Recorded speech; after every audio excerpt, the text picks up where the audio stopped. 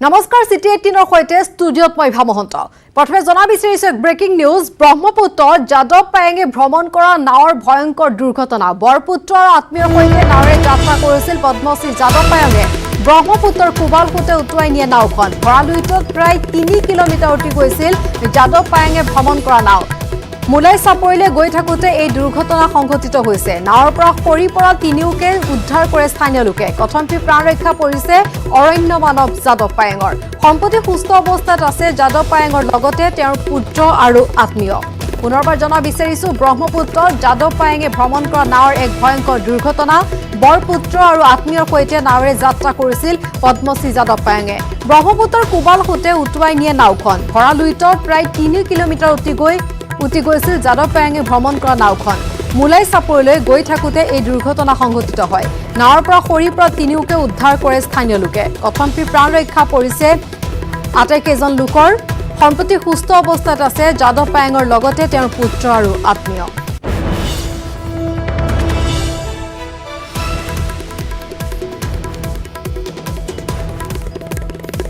ভয়ংকৰ দুৰ্ঘটনাৰ পৰা কথমপি প্ৰাণ ৰক্ষা পৰিছে অৰণ্য মানৱ যাদৱ পায়েং লগতে তেওঁৰ বৰপুত্ৰ আৰু আত্মীয়ৰ ইতিমধ্যে আমি জনাইছো কিদৰে নাৱেৰে যাত্ৰা কৰাৰ সময়ত ব্ৰহ্মপুত্ৰৰ কুবালপুতে নাওখন উটুৱাই নিছিল ভৰালুইটত প্ৰায় 3 কিলোমিটাৰ উঠি গৈছিল নাওখন আৰু তাৰ পিছত স্থানীয় লোকে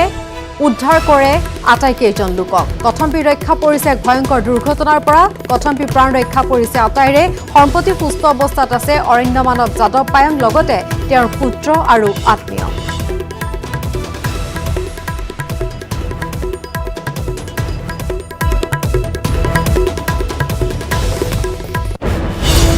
খবৰ এবাৰ বাগজানৰ আকৌ জ্বলিছে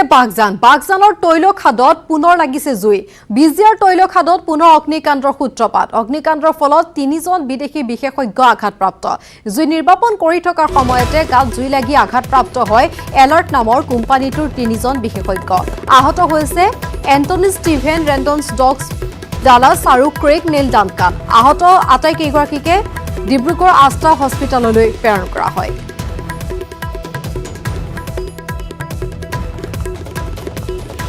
আমি জনাই আহিছো কিদৰে পুনৰ জ্বলিছে বাগজানৰ তৈলখাদত কিদৰে পুনৰ অগ্নিকাণ্ডৰ সূত্ৰপাত ঘটিছে বিজিয়াৰ তৈলখাদত পুনৰ সূত্ৰপাত ঘটে অগ্নিকাণ্ডৰ আজি কিছু সময় পূৰ্বে সংঘটিত হৈছে এই ঘটনা অগ্নিকাণ্ডৰ ফলত 3গৰাকী বিদেশী বিশেষজ্ঞ আঘাতপ্ৰাপ্ত হৈছে জুই নিৰ্বাপন কৰি থকাৰ সময়তে গাত জুই লাগি আঘাতপ্ৰাপ্ত হয় এলাৰ্ট নামৰ কোম্পানীটোৰ 3গৰাকী বিশেষজ্ঞ আহত হৈছে এন্টনি ষ্টিফেন ৰেণ্ডলছ ডগ ডালাছ আৰু ক্ৰেগ নেল ডানকান আহত আটাইকে ততাতৈয়াকৈ ডিব্ৰুগড় আস্থা হস্পিটেললৈ প্ৰেৰণ কৰা হয় ইতিমধ্যে চিকিৎসকে জনাইছে যে চিন্তাৰ কোনো কাৰণ নাই বৰ্তমান সংকটমুক্ত বুলি জনাইছে এই আটাইকেইগৰাকী বিশেষজ্ঞ কিন্তু আমি জনাইছো কিদৰে পুনৰবাৰ বাগজানত অগ্নিকাণ্ডৰ সূত্ৰপাত ঘটিছে বিজিয়াৰ তৈলখাদত পুনৰ সূত্ৰপাত ঘটিছে অগ্নিকাণ্ডৰ পূৰ্বৰ জুই নুমুৱাবলৈ সক্ষম হোৱাৰ পূৰ্বে জুই নিৰ্বাপনৰ প্ৰচেষ্টা পূৰ্ণগতিত চলি থকাৰ মাজতে এই ঘটনা সংঘটিত হৈছে পুনৰ অগ্নিকাণ্ডৰ সূত্ৰপাত ঘটিছে জুই নিৰ্বাপন কৰি থকাৰ মাজতে গাত জুই লাগি আঘাতপ্ৰাপ্ত হৈছে এলাৰ্ট নামৰ কোম্পানীটোৰ 3গৰাকী বিশেষজ্ঞ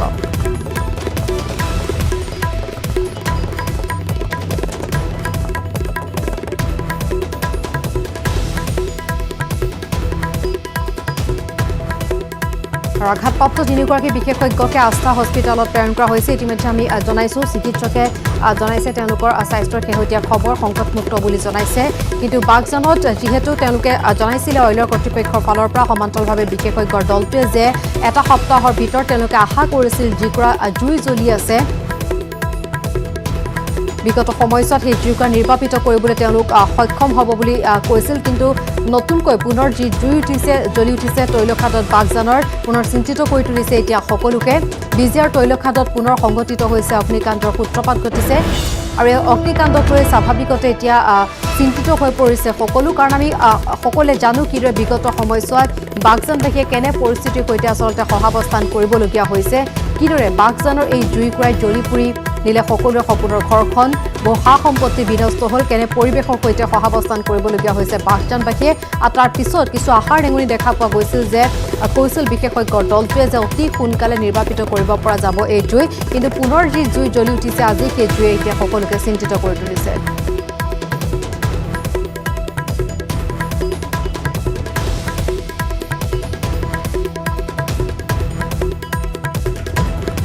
ৰয়েলৰ জনসম্পৰ্কৰ বিষয়া ত্ৰিদীপ হাজৰিকাৰ সৈতে আমি এই মুহূৰ্তত সংযোগ স্থাপন কৰিছো এই সন্দৰ্ভত শেহতীয়া খবৰ বাবে আপোনাক স্বাগতম জনাইছো আমাৰ বাতৰিলৈ আপোনাৰ পৰা এই সমগ্ৰ ঘটনাৰ সঠিক তথ্য জানিব বিচাৰিম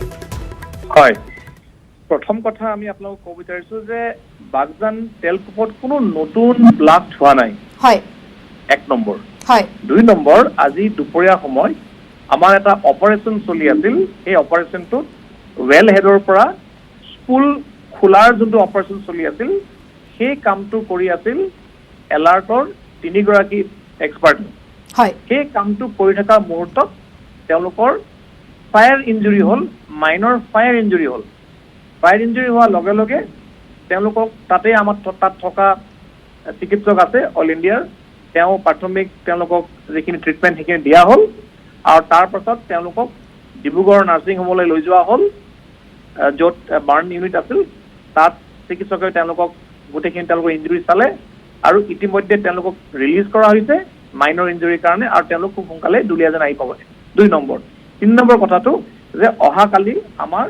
গোটেই যোনটো নৰ্মেল আমাৰ অপাৰেশ্যন আৰম্ভ হ'ব আৰু আজি আমাৰ যোনটো এটা মূল লক্ষ্য আছিল এই স্কুলটো খুলি গুচাই দিয়াৰ যোনটো আমাৰ লক্ষ্য আছিল সেইটো আমি সফল হৈছোঁ আমি বিৰাট আশাবাদী যে হয়তো আগন্তুক দুদিন তিনিদিনৰ ভিতৰতেই আমি মূল যোনটো আমাৰ কাম বিঅ'পি তাত ৰিইনষ্টল কৰাৰ কাম আৰু ৱেলটো কিল কৰাৰ কামটো আমি সফল হ'ম বুলি আমি আশা কৰিছোঁ হয় আৰু আজি যি আমি দুৰ্ঘটনা সংঘটিত হৈছে সেই দুৰ্ঘটনাই যি প্ৰচেষ্টা অব্যাহত আছে আমি সকলোৱে যিহেতু বিচাৰিছোঁ অতি সোনকালে জুই নিৰ্বাপিত হোৱাত এই প্ৰচেষ্টাত কোনো ধৰণৰ বাধা নজন্মায় হয় আমি সকলোৱে আশা কৰিছোঁ আৰু যিখিনি তথ্য মোৰ হাতত পৰিছেই হয় যে কালি আমাৰ ৰাতিপুৱা যিহেতু আমি প্ৰায় 6-7টা বজাতে আমাৰ কাম কাজ আৰম্ভ হয় খুব ক্ষেত্ৰত আমাৰ সেই কাম সেই সময়মতে আৰম্ভ হ'ব লাগে হয় আৰু কাম সময়মতে আৰম্ভ হ'লে আমি আশা কৰিব পাৰোঁ যে 2-3 দিনৰ ভিতৰত আপুনি কৈছে যে আমি ভাল ফল আশা কৰিব পাৰোঁ বা ভাল খবৰ আমি সকলোৱে পাম হয় আমি সেইটো সকলোৱে আশা কৰিছোঁ আপোনালোকৰ শুভেচ্ছা লাগিছে বিচাৰিছোঁ আমি সকলোৰে শুভেচ্ছা বিচাৰিছোঁ যাতে আমি এই 3 দিনৰ ভিতৰতে আপোনালোকক সুখবৰটো দিব পাৰোঁ হয় আৰু আজি যি খবৰ আপুনি জনাইছে যি আমি খবৰ জনাই আহিছোঁ অগ্নিকাণ্ডৰ এই সূত্ৰপাতৰ কথা এই জুই অন্য স্থানলৈ বিয়পি পৰিছে বা তাৰ যি প্ৰভাৱ আমি দেখা পাইছোঁ কি কাৰণে আচলতে পুনৰ এনেদৰে আজি জুই লাগিছে আপুনি ইতিমধ্যে স্পষ্ট কৰি দিছে যে কোনো ধৰণৰ আচলতে তাত বিস্ফোৰণ হোৱা নাই কিন্তু পুনৰ জুই লগাৰ খবৰ আমি এই সন্দৰ্ভত বিস্তৃতভাৱে জানিব বিচাৰিছোঁ স্পষ্টভাৱে আচলতে কি হৈছিল বা ইয়াৰ ভয়াৱহতা পিছলৈও থাকি যাব নেকি প্ৰথম কথা আমি ৰাইজক জনাব বিচাৰিছোঁ আপোনালোকৰ চেনেলৰ মাধ্যমেৰে যে তাত নতুনকৈ কোনো ধৰণৰ জুই লগা নাই ৰাইজে চিন্তা কৰিবলগীয়াকৈ কোনো ধৰণৰ তাত বেছি মাত্ৰাত কোনো জুই লগা নাই কাম কৰি থকা অৱস্থাত আমি কি কৰোঁ তাত আপোনাৰ যথেষ্ট জোৰে আমি তাত পানীৰ তাত আমি পানী আমি ছটিয়াওঁ তাত আৰু এই পানীৰ যোনটো ছাতি সদৃশ যোনটো এটা অৱস্থা পানীয়ে কৰা যায় যাতে এক্সপাৰ্ট কিজনে তেনেই কূপটোৰ কাষলৈ গৈ তেওঁলোকে কাম কৰিব পৰা যায় আৰু সেই কামটো যেতিয়া হৈ আছিল সেইটো মুহূৰ্তত যিকুৰা জুই ওপৰৰ ফালৰ পৰা জ্বলি আছিল তলৰ দিশত প্ৰায় পানীৰ প্ৰভাৱৰ কাৰণে জুইটো প্ৰায় খুব কমকৈ জ্বলে সেই জুইকুৰা হঠাৎ চিধা নজ্বলি ছাইডলৈ জুইকুৰা এবাৰ জ্বলি উঠিছিল সেইটো এটা নৰ্মেল এটা প্ৰচেছ এইটো আমি আচৰিত হ'ব লগা কথা নহয় তাত যিহেতু তাত সেইটো হ'ব পাৰে আৰু তাৰ বাবে এক্সপাৰ্টসকলে সকলো তেওঁলোকে যিখিনি তেওঁলোকে সুৰক্ষা নিয়ম মানিব লাগে গোটেইখিনি মানে তৎসত্বেও আমি এইকাৰণে বাৰম্বাৰ কৈ আছোঁ যে এইটো এটা বিৰাট জটিল এটা আপোনাৰ অপাৰেশ্যন সেই অপাৰেশ্যনটো কৰোঁতে এনেকুৱা ধৰণৰ প্ৰত্যাহ্বান সন্মুখীন আমি হ'বই লাগিব তাৰ কোনো বিকল্প নাই সেইটো কাৰণে সেই আজি ঘটনাটো ঘটিল কিন্তু এনেকুৱা ধৰণৰ কোনো চিন্তাৰ কোনো কাৰণ নাই যে বহুত বিৰাট জুই জ্বলিছে, চৌদিশে জুই বিয়পিছে, সেনেকুৱা ধৰণৰ কোনো ঘটনা ঘটা নাই। হয়, ত্ৰিদীপ হাজৰিকা আপোনাক এই মুহূৰ্তত ধন্যবাদ জনাইছোঁ। আৰু এয়া আছিল অইল ইণ্ডিয়া লিমিটেডৰ জনসম্পৰ্কৰ বিষয়া ত্ৰিদীপ হাজৰিকাৰ। তেওঁ বিস্তৃতভাৱে আমাক জনাইছে, স্পষ্টভাৱে জনাইছে যে চিন্তাৰ কোনো কাৰণ নাই আৰু ভাল খবৰ অতি শীঘ্ৰে আমি সকলোৱে লাভ কৰিম বুলি তেওঁ জনাইছে। আৰু আমি সকলো আশাবাদী, সকলোৱে যিহেতু বিচাৰিছোঁ, সকলোৱে নেদেখাজনৰ ওচৰত প্ৰাৰ্থনা জনাইছে। সমান্তৰালভাৱে এই জটিল যি প্ৰক্ৰিয়া সেয়া অব্যাহত আছে বাগজানত, সকলোৱে বিচাৰিছে অতি সোনকালে এই জুই নিৰ্বাপিত হওক আৰু স্বাভাৱিক অৱস্থালৈ যাতে বাগজানৰ পৰিৱেশ ঘূৰি আহে।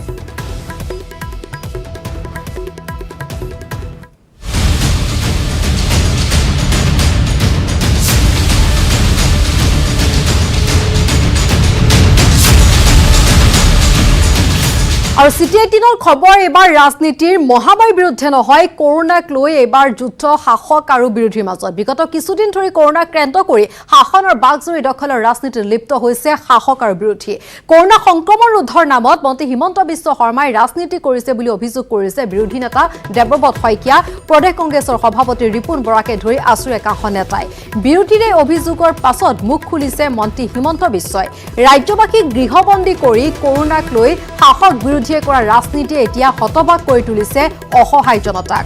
কাৰণ শাসক বিৰোধী এই যুঁজৰ মাজত এতিয়া ভুগিব লগা হৈছে অসহায় জনতাই। কাৰণ আমি সকলোৱে জানো, মাৰ্চৰ পৰা যি লকডাউন চলি আছে, তাৰ পিছত যি আনলক 1ৰ প্ৰক্ৰিয়া আৰম্ভ হৈছে, তাৰ মাজত সৰ্বসাধাৰণ লোক কিদৰে জীয়াতু ভুগিবলগীয়া হৈছে। লকডাউনৰ সময়ত প্ৰধানতঃ আৰ্থিক দিশটোৰ কথা আমি উল্লেখ কৰিব লাগিব, কিন্তু এই কৰোনা মহামাৰীৰ সৈতে আমি কিদৰে যুঁজ কৰিব লাগে বা এই কৰোনা মহামাৰীৰ পৰা কিদৰে ৰাজ্যবাসীক ৰক্ষা কৰিব পাৰি, সেইসমূহ কথাত ব্যস্ত নহয় দেখা পোৱা গৈছে। এইবাৰ অভিযোগ প্ৰতি অভিযোগৰ এইখন ৰাজনীতি,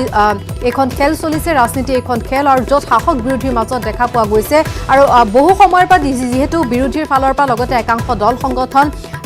অভিযোগ উত্থাপন কৰিছিল যে কৰোনাক লৈ যি ৰাজনীতি কৰিছে মন্ত্ৰী ডক্টৰ হিমন্ত বিশ্ব শৰ্মাই, আৰু প্ৰায়ে দেখা পোৱা গৈছিল সংবাদ মাধ্যমত এনে প্ৰশ্নৰ পৰা আঁতৰি থাকে হিমন্ত বিশ্ব শৰ্মা। তেওঁ কয় যে কৰোনাৰ এই মহামাৰীৰ পৰা মুক্তি পোৱাৰ পিছতহে আচলতে সেইবোৰ কথা ভবা যাব। কিন্তু দেখা পোৱা গ'ল কালি মন্ত্ৰী ডক্টৰ হিমন্ত বিশ্ব শৰ্মাই মুখ খুলিলে, এই অভিযোগৰ পাছত তেওঁ মুখ খুলিলে আৰু তেওঁ ওলোটাই প্ৰত্যুত্তৰ দিলে সকলোকে। ৰাজ্যবাসীক গৃহবন্দী কৰি কৰোনাক লৈ শাসক বিৰোধী এতিয়া যে এনেদৰে ৰাজনীতিত লিপ্ত হৈছে, স্বাভাৱিকতে হতবাক কৰি তুলিছে প্ৰতিগৰাকী লোকক, অসহায় জনতাক। কাৰণ এই শাসক বিৰোধীৰ এই ৰাজনীতিৰ মাজত আচলতে এতিয়া জীয়াতু ভুগিবলগীয়া হৈছে সৰ্বসাধাৰণ লোকে। আৰু কালি আমি জনাই আহিছোঁ মন্ত্ৰী ডক্টৰ হিমন্ত বিশ্ব শৰ্মাই কিদৰে প্ৰত্যুত্তৰ দিছে শাসকৰ ফালৰ পৰা বিৰোধী দলসমূহক। সমান্তৰালভাৱে একাংশ যি দল সংগঠনে কৰোনাক লৈ হিমন্ত বিশ্ব শৰ্মাই ৰাজনীতি কৰাৰ যি অভিযোগ উত্থাপন কৰিছে, তাৰ প্ৰত্যুত্তৰ দিয়া দেখা গ'ল মন্ত্ৰী ডক্টৰ হিমন্ত বিশ্ব শৰ্মাই। আৰু ৰাজ্যৰ শেহতীয়া পৰিৱেশ পৰিস্থিতিৰ প্ৰতি লক্ষ্য ৰাখি যিহেতু অভিযোগ উত্থাপন হৈ আহিছে যে কৰোনাক লৈ ৰাজনীতি কৰা হৈছে, কৰোনাক লৈ আচলতে সমগ্ৰ ৰাজ্যত যেনেধৰণৰ পৰিৱেশৰ সৃষ্টি হৈছে, শাসক পক্ষৰ ফালৰ পৰা ৰাজনীতি কৰা হৈছে বুলি বিৰোধীয়ে বাৰে বাৰে সেই কথা উল্লেখ কৰি আহিছে। কাৰণ বিৰোধীয়ে অভিযোগ উত্থাপন কৰি আহিছে যে তেওঁলোকক কৰোনাৰ যিসমূহ সাৱধানতা বা নীতি নিয়ম কিয় কেৱল শাসকীয় গোষ্ঠীয়ে মানি নচলে, কেৱল বিৰোধীয়ে মানি চলিব লাগে বা সাধাৰণ লোকে মানি চলিব লাগে, এনেকৈ দূৰ অভিযোগ উত্থাপন কৰিছে। তাৰে প্ৰত্যুত্তৰ দিয়া দেখা পোৱা গ'ল মন্ত্ৰী ডক্টৰ হিমন্ত বিশ্ব শৰ্মাই, য'ত তেওঁক প্ৰশ্ন সোধা হৈছিল যে আপোনাৰ কিয় কৰোনা নহয়, তাৰো উত্তৰ দিয়া দেখা গ'ল মন্ত্ৰীগৰাকীয়ে। দলপতিৰ কাম কি যে কৰোনাত মানুহ মৃত্যু হ'ব লাগে, সেইকাৰণে এতিয়া মোৰ ওপৰতো আনি থাকিব যাতে মই দুখ কৰি ঘৰত সোমাই যাওঁ। বানপানীত টকা পোৱা নাই, যদি আপুনি অফিচাৰবিলাকে কাম কৰা নাই, সেইবিলাক কৈ থাকিব। ক'লে কি হ'ব যে মানুহবিলাকে কাম নকৰা হ'ব, মানুহবিলাকৰ মন বেয়া হ'ব, ঘৰত বহিব, তেতিয়া পৰিৱেশটো বেয়া হোৱাৰ লগে লগে তেওঁলোকে পলিটিকেল বেনিফিট পাব। মই ভাবিছিলোঁ যে দুৰ্যোগৰ সময়ত ৰাজনীতি নহয়, কিন্তু মই দেখিছোঁ যে কংগ্ৰেছ আৰু কিছুমান পাৰ্টীয়ে দুৰ্যোগৰ সময়তো ৰাজনীতি কৰি আছে। তেওঁলোকে একেদিন গ'ল পোষ্টত গ'ল ঢালি থাকক, এইটোত পাৰ হোৱাৰ পিছত মই ডেইলি 100টা গ'ল দিম। তেওঁলোকে এইকেইদিন দেৱব্ৰত শইকীয়াই যি কৈ আছে, তৰুণ গগৈয়ে যি কৈ আছে, কোনোবা কি WNW কি কৈ আছে, মই চব শুনি আছোঁ। আৰু 100টা গ'ল কৰোনা শেষ হোৱাৰ পিছত এদিনত দিম। যোনেই নহওক 100টা গ'ল 100টা গ'ল কৰোনা শেষ হোৱাৰ পিছত এদিনত দিম। গতিকে এতিয়ালৈকে খালী গ'ল পোষ্ট থাকোঁতে তেওঁলোকে যিমান পাইছে মাৰি লওক, পিছত খুজিব নাপাব। এইকেইদিন খালী গ'ল পোষ্ট আছে, XYW কমিটি কি কমিটি, ক'ৰবাৰ তৰুণ গগৈ ডাঙৰীয়া হওক, দেৱব্ৰত শইকীয়া হওক, ৰিপুণ বৰা ডাঙৰীয়া, যোনে নহওক A to Z এইকেইদিন গ'লপোষ্ট খালী আছে, মাৰি থাকক। মই কৰোণা লৈ ব্যস্ত আছোঁ। কৰোণা শেষ হোৱাৰ দিনত 100টা গ'ল এদিনত দিম। এতিয়া PPE কিট বনোৱা বৰা, কলিতা, দাস কেইজন পৃথিৱীত জন্ম হৈছে? এতিয়া কোনোবা বৰা, কলিতা, দাসে PPE কিট বনায় নেকি? তো PPE কিট যদি আমি আনিব লাগে, কোনোবাতো জৈন, কোনোবা পিঠানী, কোনোবা কি উপাধি আছে সেইবিলাকৰ পৰাইতো আনিব লাগিব। কাৰণ অসমৰ বাহিৰত যদি PPE কিট হয়, অসমীয়া মানুহেতো PPE কিট বনাব নোৱাৰে নে বনাব পাৰিব? য'ৰ প্ৰডাকশ্যনটোৱে অসমত নহয়, তো উপাধি কেইটালৈ আপুনি ৰাজনীতি কৰিব নেকি? হয়নে? এটা কৈছে অমুকক ব্যৱসায় দিলে। আৰে মই এটা ব্যৱসায় ৰেমডিচিভিৰ বনোৱা কোম্পানীটোৰ মালিকজনটোতো অসমীয়া নহয়, এতিয়া ব্যৱসায়টো অনা অসমীয়াকৈ দিব লাগিব। কিন্তু অসমৰ যদি হিচাপ কৰে যে খোৱা বস্তুৰ ছাপ্লাইটো কাক দিছে, এইটো আমি অসমীয়া মানুহক দিছোঁ। আৰু মন্ত্ৰী ডক্টৰ হিমন্ত বিশ্ব শৰ্মাই যি কটাক্ষ কৰিলে 100 গ'ল দিয়াক লৈ, তাৰ পিছতে দেখা পোৱা গ'ল পুনৰবাৰ কংগ্ৰেছ আৰু AIDFৰ ফালৰ পৰা এই সন্দৰ্ভত প্ৰতিক্ৰিয়া ব্যক্ত কৰিছে। মন্ত্ৰী হিমন্ত বিশ্ব শৰ্মাৰ বিৰুদ্ধে জাঙুৰ খাই উঠিছে কংগ্ৰেছ AIDF।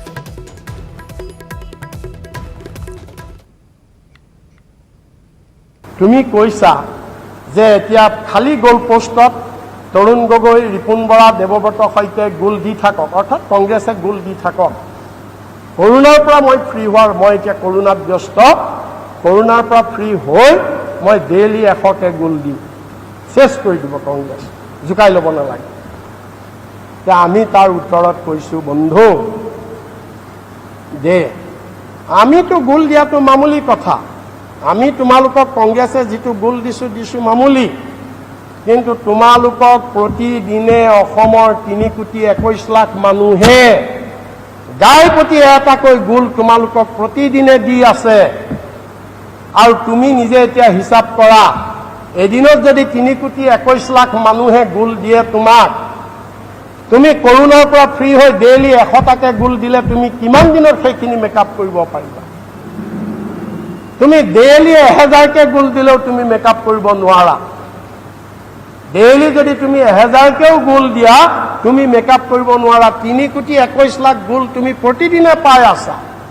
তুমি প্ৰতিদিনে পাই আছা, তোমাৰ চৰকাৰে পাই আছে, তুমি অকলে নহয়, তোমাৰ চৰকাৰে। ৰাজনীতিটো কৰিবই লাগিব, বিৰোধী ৰাজনীতি কৰিবই। আপোনালোকে নকৰা কামবিলাক আমি অনুকে দিছোঁ, আপোনালোকে কৰক। আপোনালোকে যদি কৰি ৰাইজে সন্তুষ্ট, আকৌ আপোনালোকে ভোট দিব। কিন্তু আপোনালোকে অসম চুক্তিৰ কথা কৈ কা লৈ আনিব, আজি মূল্যবৃদ্ধি ৰোধ কৰাৰ কথা কৈ আপুনি তেলৰ মূল্য বঢ়াই দিব, এনেকুৱা কথা ক'লেতো ৰাইজে মানি নলয়। আৰু এই কথাবিলাক ক'লেই আমাৰ স্বাস্থ্য বিভাগৰ মন্ত্ৰী আৰু অসম চৰকাৰৰ মুখপাত্ৰ হিমন্ত বিশ্ব শৰ্মাই এই কথাটা ক'লে জাঙুৰ খাই উঠি চেঞ্চুৰী কৰিব, 100টা চিট ল'ব। আমি ৱেলকাম কৰিছোঁ। বজাৰত টেঙা এবাৰহে বেচিব পাৰে, বাৰে বাৰে নোৱাৰি। তেখেতসকলে যিটো ষ্টাইলত কাম কৰি আছে, অসমৰ মানুহ কিন্তু দুৰ্ভোগ হৈ থকা নাই। অসমৰ মানুহে চব গম পাইছে আপোনালোকৰ জিৰ' টলাৰেঞ্চ, কোনটো ক্ষেত্ৰত জিৰ' টলাৰেঞ্চ হৈছে এইখিনি আমি দেখা পাই আছোঁ। তো আপোনালোকক আমি অৱগত কৰাব বিচাৰিছোঁ, গোটেই অসমবাসীক অৱগত কৰাব বিচাৰিছোঁ যে আজি হিমন্ত বিশ্ব শৰ্মাই যি আস্ফাৰণ কৰিছে, সেই আস্ফাৰণ নিৰ্বাচন অহাৰ আগতে দি অহা যিবিলাক প্ৰতিশ্ৰুতি আছিল, সেই প্ৰতিশ্ৰুতিবিলাক পালন কৰক। বিভিন্ন ধৰণৰ বিতৰ্কমূলক চৰকাৰখনৰ কাম কাজৰ যদি সমালোচনা নকৰোঁ, তেতিয়াহ'লে আমি আমাৰ বিৰোধীৰ দায়িত্ব পালন কৰা নহ'ব। তেখেতে কৈছে খালী গ'ল পোষ্টত আমি গ'ল মাৰি আছোঁ, মই এই কথাটো প্ৰতিবাদ কৰিছোঁ। আৰু যেতিয়া গ'ল দিব লগা হ'ব, মই ভাবোঁ যে আমি মনালিছা ইণ্ডিয়াৰ পৰা গ'ল দিবলৈ আৰম্ভ কৰিম। সেই গতিকে এনেকুৱা ধৰণৰ কথা কোৱাটো উচিত নহয়। বৰ্তমান সময়ত সকলোৱে যাতে আমাৰ ছ'চিয়েল ডিষ্টেঞ্চিং, মুখা পিন্ধা আৰু কি উপায় কৰি পেলাই আমি সকলোকে সজাগ কৰিব পাৰোঁ। যেনেকৈ আজি লকডাউন খুলি দিয়াৰ লগে লগে বিভিন্ন নগৰ চহৰত যিটো ভিৰ হয়, এই ভিৰৰ পৰা হাত সাৰিবলৈ প্ৰকৃততে ৰাজনৈতিক দলসমূহেও সজাগতা সৃষ্টি কৰিব লাগে। নিজৰ দলৰ 6 বছৰত মোদী ডাঙৰীয়াই কি প্ৰতিশ্ৰুতি দিলে, 4 বছৰত সৰ্বানন্দ সোণোৱাল ডাঙৰীয়াই কি কাম কৰিলে, এইবিলাকৰ বিজ্ঞাপন কৰিবলৈ ঘৰে ঘৰে যেনেধৰণে বিজেপি দলৰ নেতাসকল ঘূৰি ফুৰিছে। এতিয়া গ'লপোষ্ট খালী আছে, তাৰমানে কৰোণাত ব্যস্ত আছে। গতিকে কালি তেওঁ যেতিয়া গ'লপোষ্টত থিয় হ'ব, তেতিয়া এফালৰ পৰা তেওঁ 100 গ'ল দি যাব, তাৰমানে 100খন আসন জয়ী হ'ব। ভাৰতবৰ্ষৰ ৰাজনীতিত আজিৰ তাৰিখলৈ ইমান আগতীয়া ভৱিষ্যতবাণী কৰিছে বহুতে, কিন্তু ইন্দিৰা গান্ধীৰ দৰে সৰ্বশক্তিমান ভাৰতৰ বিভিন্ন প্ৰান্তত তেওঁক দুৰ্গা বুলি, ক'ৰবাত সৰস্বতী বুলি, M.A. হুছেইন মৰি গ'ল, কলিকতাৰ দেৱালত আপোনাৰ ইন্দিৰা গান্ধীৰ ফটো আঁকিছিল। সেই ইন্দিৰা গান্ধীও ইমাৰ্জেঞ্চিৰ পৰৱৰ্তীকালৰ নিৰ্বাচনত উত্তৰ ভাৰতৰ 7খন ৰাজ্যত 0 আসন লাভ কৰিছিল। গতিকে সেইকাৰণে আপোনাৰ ৰাজনীতিত, বিশেষকৈ সোঁপন্থী ৰাজনীতিত বা শিথিল গণভিত্তিক ৰাজনীতিত উত্থান পতন আছেই। আজিৰ তাৰিখত সন্দেহাতীতভাৱে বিজেপি আগবাঢ়ি আছে, কিন্তু কৰোণা সংক্ৰান্তত যে হাজাৰ হাজাৰ কোটি টকা ইমান ব্যয় কৰিছে, কিছুমান কথাটো সমালোচিত হ'বই। কোনোবাই সমালোচনা কৰিছে যে দুগৰাকী কৰোণাত আৰোগ্য হোৱা ব্যক্তিক সম্বৰ্ধনা জনাবৰ কাৰণে হেলিকপ্টাৰেৰে যদি লখিমপুৰলৈ আপোনাৰ মন্ত্ৰী যায়, সেইটো কোনোবাই ক্ৰিটিচাইজ কৰিবই, কাৰণ এইবোৰ ৰাইজৰ টকা। আৰু মন্ত্ৰী হ'লে, ৰাইজৰ প্ৰতিনিধি হ'লে আপোনাৰ ৰাইজৰ সমালোচনাৰ সন্মুখীন হ'বই। হুছেইন সমান্তৰালভাৱে আমি যিহেতু আৰু কেইবাগৰাকীও বিৰোধী দলৰ নেতাৰ আমি প্ৰতিক্ৰিয়া আগবঢ়াইছোঁ এই সন্দৰ্ভত। সকলোৱে আচলতে অভিযোগ উত্থাপন কৰিছে সমগ্ৰ বিষয়টোক লৈ, আৰু এটা কথাই কৈছে যে আৰম্ভণি অৱস্থাত আচলতে যিদৰে এই কৰোণা মহামাৰীৰ বিৰুদ্ধে যুঁজত অৱতীৰ্ণ হৈছিল, কিন্তু পৰৱৰ্তী সময়ত পৰ্যায়ক্ৰমে ইয়াত ৰাজনীতি সোমাই পৰিছে, কৰোণাক লৈ ৰাজনীতি কৰা হৈছে, এই অভিযোগ বিৰোধী। আৰু তেওঁলোকে বহুকেইটা অভিযোগ উত্থাপন কৰিছে যে কৰোণাক লৈ যি সাৱধানতা অৱলম্বন কৰিব লাগে বা কৰোণাক লৈ যিসমূহ নীতি নিৰ্দেশনা সমগ্ৰ ৰাজ্যত বলৱৎ কৰা হৈছে, যিবোৰ আইনী ব্যৱস্থা লোৱা হৈছে, সেয়া কেৱল সৰ্বসাধাৰণ লোকৰ ক্ষেত্ৰতহে কিয় প্ৰযোজ্য বা বিৰোধীৰ ক্ষেত্ৰতহে কিয় প্ৰযোজ্য, শাসকীয় পক্ষই কিয় আচলতে তেওঁলোকে কৰোণা মহামাৰীৰ সময়তো তেওঁলোকে কিদৰে আচলতে নিৰ্বাচনী প্ৰচাৰ চলাইছে বা তেওঁলোকে এনেদৰে অসমৰ বিভিন্ন ঠাই ঘূৰি ফুৰিছে বুলি অভিযোগ উত্থাপন কৰিছে। আৰু যিহেতু বিভিন্ন দল সংগঠন, কেৱল বিৰোধী নহয়, দল সংগঠনৰ ফালৰ পৰা এনে বহু অভিযোগ উত্থাপন কৰা হৈছিল। মূলতঃ কৰোণাক লৈ মন্ত্ৰী ডক্টৰ হিমন্ত বিশ্ব শৰ্মাই ৰাজনীতি কৰিছে বুলি যি অভিযোগ উত্থাপন হৈছে, তাৰ প্ৰতিক্ৰিয়া যিহেতু কালিৰ দিনটোত ব্যক্ত কৰিলে মন্ত্ৰীগৰাকীয়ে, তাৰ পিছতে মন্ত্ৰীগৰাকীক আজি এনেদৰে সকলোৱে দেখা পোৱা গৈছে, প্ৰত্যুত্তৰ দিছে। সকলোৱে ওলোটাই মন্ত্ৰীগৰাকীক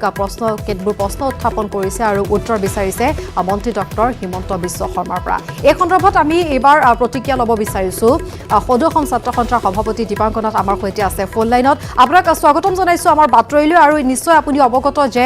কৰোণাক লৈ শেহতীয়াকৈ শাসক আৰু বিৰোধীৰ মাজত যিখন আচলতে যুঁজ দেখা পোৱা গৈছে, কেৱল শাসক বিৰোধী বুলি ক'লে ভুল হ'ব। শেহতীয়াকৈ কৰোণাক লৈ মন্ত্ৰী ডক্টৰ হিমন্ত বিশ্ব শৰ্মাই ৰাজনীতি কৰাৰ যিটো অভিযোগ উত্থাপন কৰিছে, গতিকে কি প্ৰতিক্ৰিয়া এই সন্দৰ্ভত আপোনাৰ কি ক'ব বিচাৰিব? নহয়, কৰোণাক লৈ পেলাই স্বাস্থ্য বিভাগৰ তৰফৰ পৰা যিবিলাক কথা বতৰা কৈ থকা হৈছে, যে কিছুমান জ্যোতিষীয়ে কোৱা কথাৰ নিচিনাকে কিছুমান কথা কৈ আছে যে ইমান দিনৰ ভিতৰত 65,000 হ'ব, 65,000 নহয় 1 লাখো হ'ব পাৰে। কিন্তু এই ধৰণৰ যিবিলাক কথা, এই কথা বতৰাই মানুহক মানে এটা বিশ্বাসযোগ্যতাৰ কথাটো ভাবিবলৈ বাধ্য হৈছে। আৰু সেইকাৰণে আমি ক'ব খুজিছোঁ যে এই যে 100 গ'ল দিয়া কথা কৈছে, 100 গ'লটো ফুটবলৰ খেলপথাৰত আচলতে ইণ্টাৰনেশ্যনেল খেলাত কোনোদিন হোৱা নাই। কিন্তু যদি আমি বেটিং বা ক্ৰিকেটৰ ফিল্ডত কওঁ, কোনোবাই যদি 100 ৰান কৰে তেতিয়াহ'লে অপজিট পক্ষ কেতিয়াবা 100 ৰান কৰে। গতিকে তেনেকুৱা কথাও আছে। অকল হাঁহিৰ খোৰাক যোগাবৰ কাৰণে যদি কথাবোৰ কৈ আছে তেতিয়াহ'লে বেলেগ কথা, কিন্তু অসমৰ মানুহে এই বিষয়সমূহৰ পৰা পৰিত্ৰাণ বিচাৰিছে। কিদৰে গোটেই কথাটো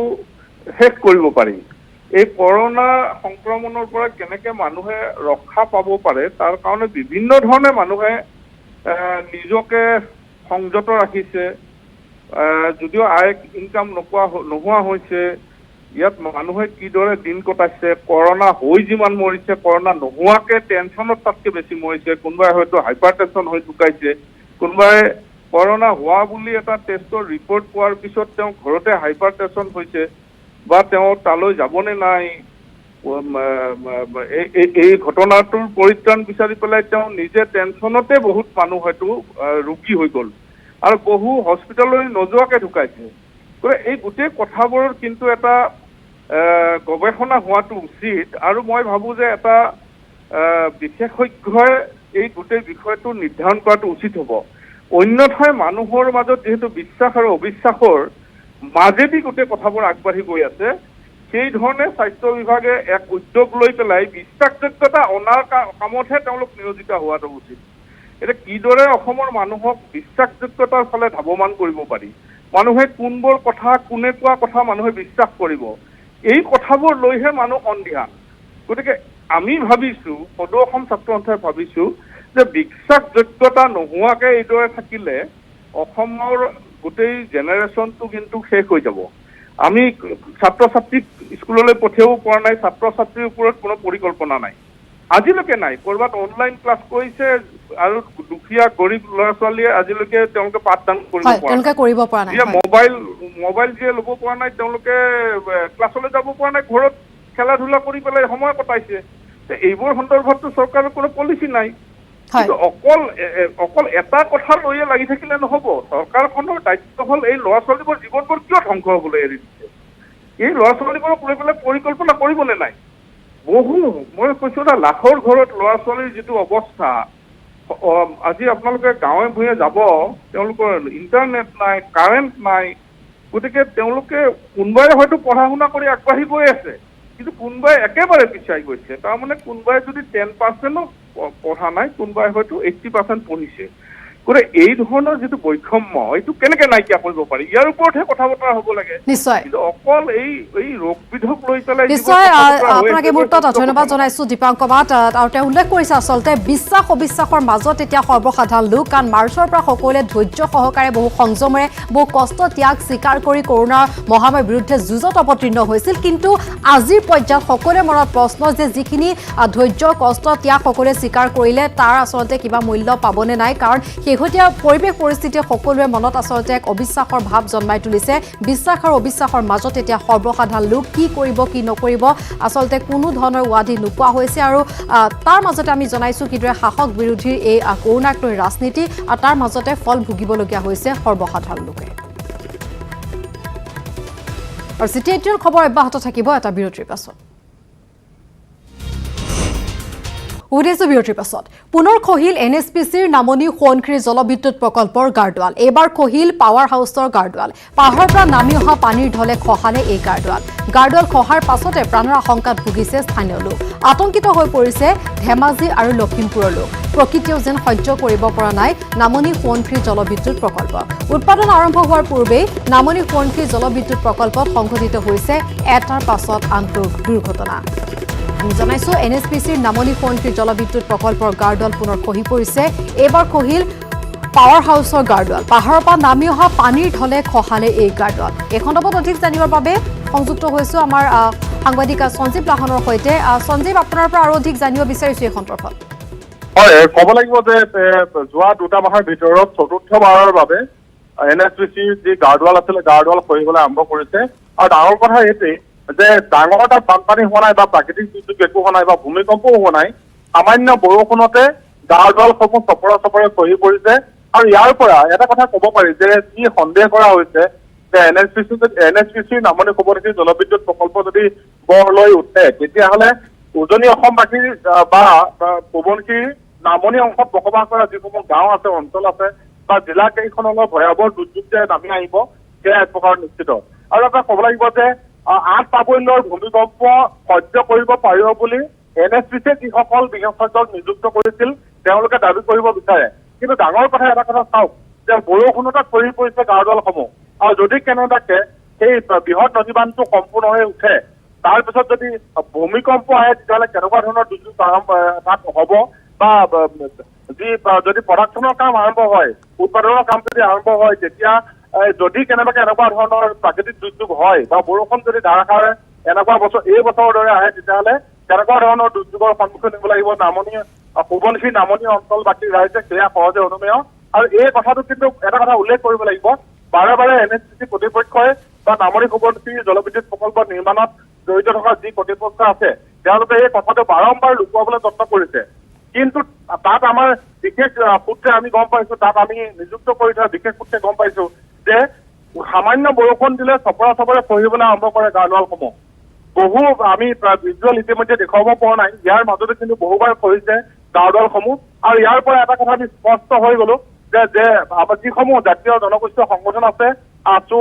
AJYCP বা কৃষক মুক্তি সংগ্ৰাম সমিতি তেওঁলোকে যি দাবী জনাই আছিলে যে বৃহৎ নদী বান্ধে এটা সময়ত জলভূমিৰ দৰে নামনি অংশত প্ৰভাৱ পেলাব যে এক প্ৰকাৰৰ সঁচা হ'বলৈ গৈ আছে হয় সঞ্জীৱ এই মুহূৰ্তত ধন্যবাদ জনাইছো আৰু চিটি 18ত পুনৰ সময় হৈছে খন্তেক বিৰতিৰ।